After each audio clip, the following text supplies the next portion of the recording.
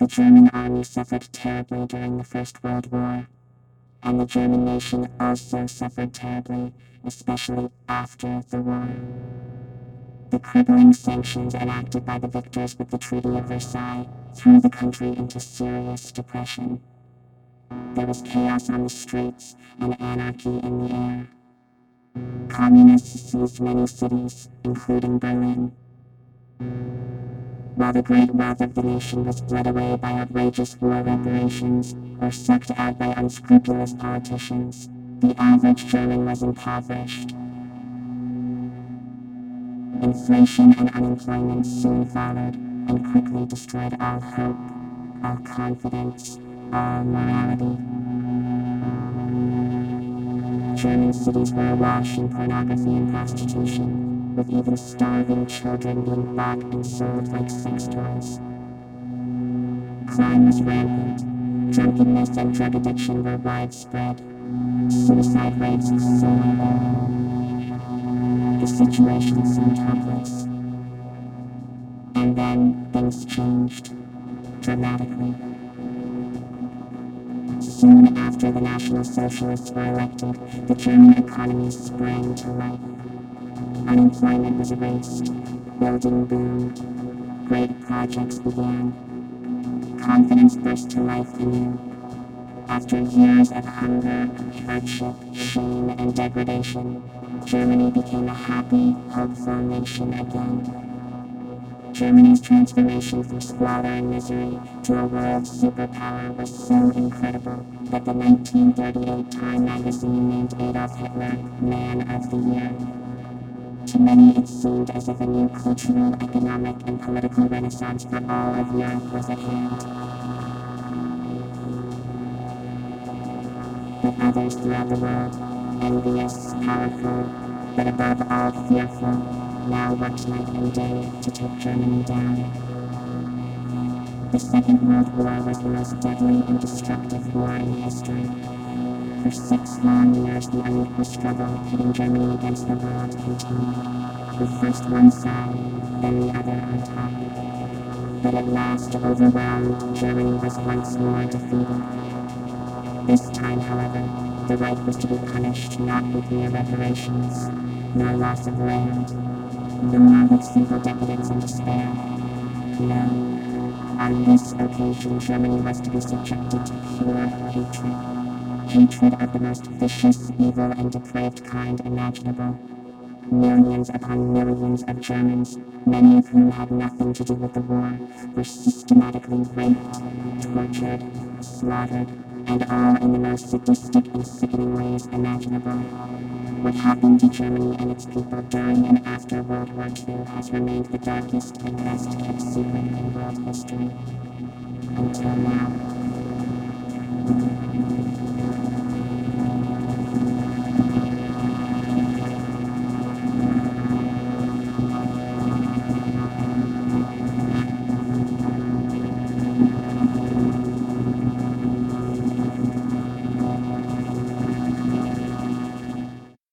This film is based upon the book by author and historian Thomas Goodrich. Over the past 30 years, Goodrich has written about a number of controversial subjects: the American Civil War, Abraham Lincoln, the American Indian Wars. But because World War II remains to this very day a pressing issue, the author feels this is by far his most urgent and timely book. This is the story of the crimes that were committed against Germany during and after World War II. The words you will hear are those of the victims themselves and the witnesses to these atrocities. There will be no attempt here to present the viewpoint of the other side.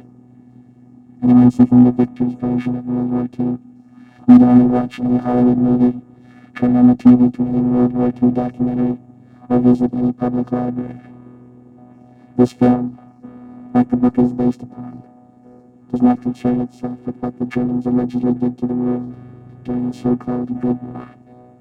No, the focus here is instead on what the world did to the Germans. The crimes detailed herein are so vicious, so massive, and so evil, that there are no words in the English language to accurately describe them. These are crimes that have been buried by the victors under a mountain of propaganda and lies for now over 70 years. This film is dedicated not only to the voiceless victims of the world's worst war, but also to future generations. I hope, yes, that if enough good people in the world are willing to listen and learn what actually occurred to these innocent victims, men, women, the old, the young, the sick, animals, we may someday soon will rise up as one, and with united voice demand that nothing like this ever happens again to anyone, anywhere.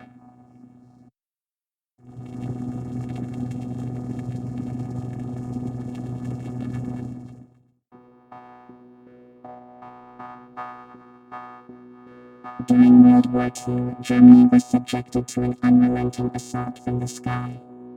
The Americans and British called it carpet bombing, saturation bombing, or unrestricted bombing.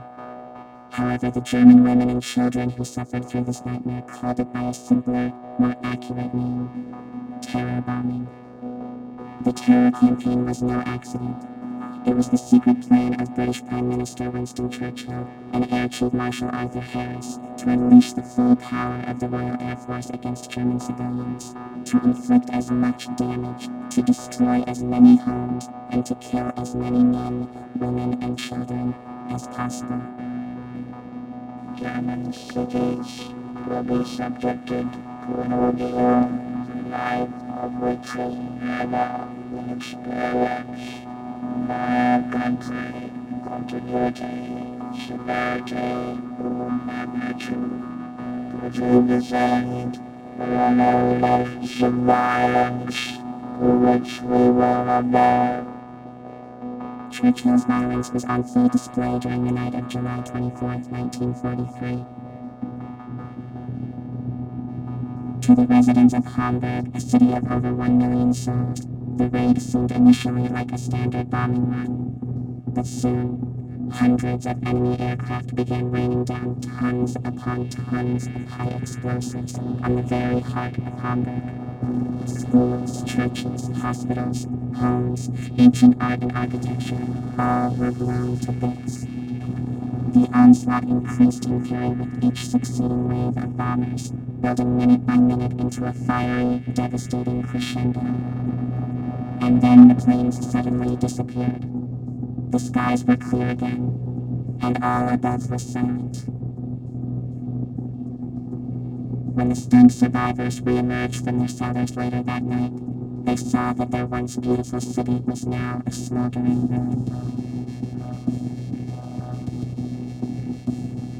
The following day, as firefighters from throughout northern Germany battled the blaze, Allied bombers suddenly appeared over Hamburg again. As planned, the Americans surprised not only the emergency workers, but columns of fleeing refugees as well.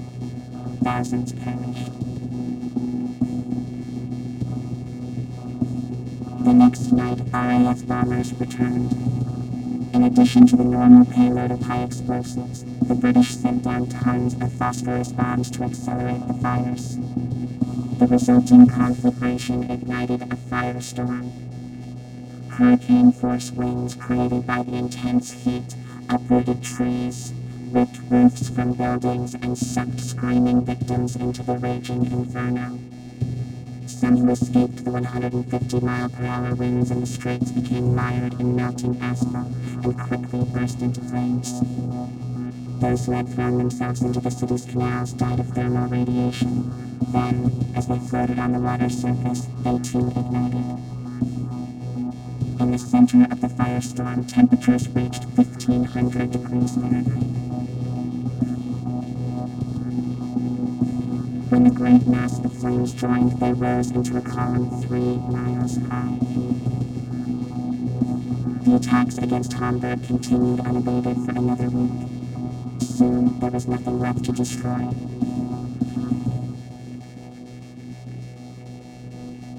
Appropriately dubbed by the Allies as Operation Gomorrah, the raids had been a cold and calculated attempt to scorch Hamburg and its people from the face of the earth.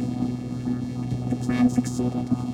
With 13 square miles of total destruction, the 750,000 homeless, with an estimated 60 to 100,000 dead, mostly women and children, Hamburg for all intents and purposes had ceased to exist.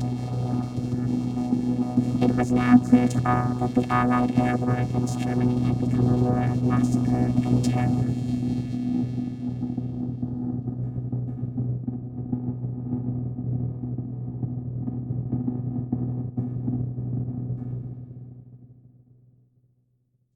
The pattern was repeated time and again across Germany.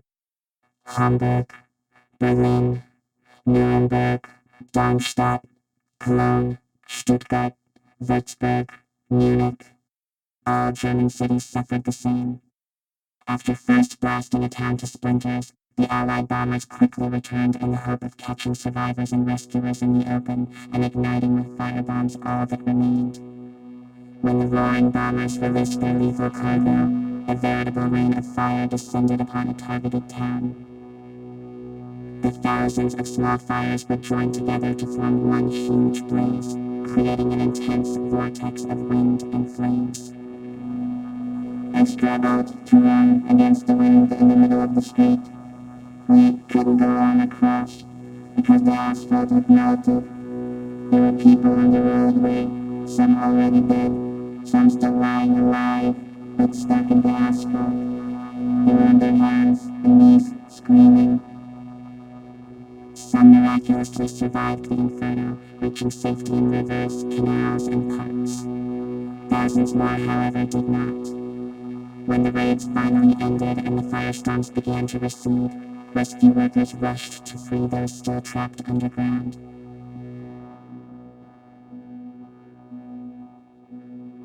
When would-be rescuers finally broke through to buried bunkers, they often found scenes of unimaginable horror. In cellars suffering direct hits, walls were awash in blood, with bone, brains, and body parts splattered everywhere. Rescuers who entered some bunkers found floors covered in up to a foot of greasy fat, the victims rendered down into a dark liquid. When word first filtered through to the outside world of the butchery being visited upon the women and children of Germany by the Royal Air Force, critics of these war crimes spoke out. The ruthless spawning of congested systems